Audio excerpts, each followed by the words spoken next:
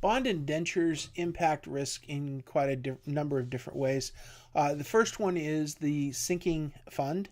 The sinking fund is a way to call bonds early. You pull some of your bonds off the market and pay them off so you can get rid of your debt over time.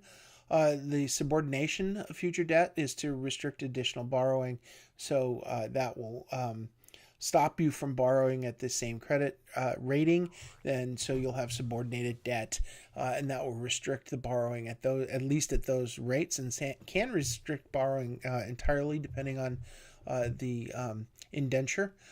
Dividend restrictions can force a firm to retain assets rather than paying them out to shareholders.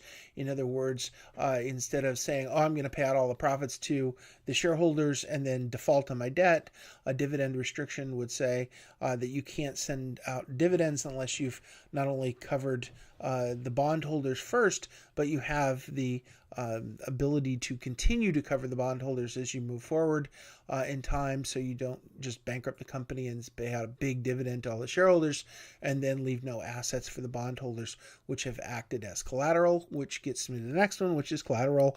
Particular asset and the bondholders receive if they default on the bond. Of course, certain loans, as you know, mortgages is backed by your house.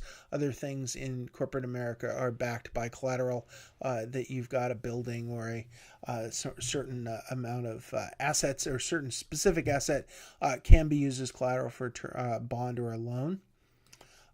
Also, we want to talk about yield to maturity and default risk. The risk structure of interest rates refers to a pattern of default premiums. The difference between yield based on expected cash flows and yield on promised cash flows. So promised cash flows are the terms of the covenant of the loans, the indentures, and the expected cash flows can change. The expected cash flows, you promised me, but now I don't expect it because something's changed. And that, of course, can be the difference between the expected yield to maturity and the promised yield to maturity, and that is the default risk premium.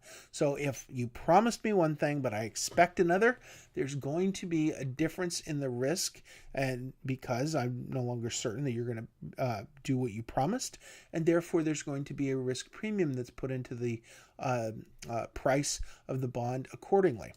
In 1411, you can see that the risk premium is put in there because I'm not sure you're going to pay me back. High yield. High yield is another word for junk bond, so that's the solid blue line at the top. BAA is pretty good credit, and then of course AAA rated credit is solid credit, and these are the lines you see here. What happened in 2009? We go across the bottom and we see AAA credit ratings jumped, or excuse me, AAA credit yield spreads jumped up slightly, and then BAA rated or investment grade rated rose, quite a bit. That's a pretty good spike. But then, of course, junk went through the roof, right? So the yield spread went up quite a bit in 2009 because they weren't sure they were going to get their money back. You can say the same thing happened in 2003. Of course, this is the dot-com bomb, as well as the Iraqi war, which ended in about 2003 when things calmed down and we got some normalcy here until 2007, 2008, and the spike in the yield curves went up, and it's come back down since then. So the yield spreads, you can see, are directly related to the expected cash flows and whether you think you're going to get your money back, whether you promised, no matter what you've promised. If I don't expect you to get your money back, when things happen, I start seeing fear, and fear increases the yield spread for the investment. So we've talked about a couple other things. Let's and it's tied into the financial crisis. Let's take it one step further and talk a little bit about credit default swaps, or basically insurance on bonds.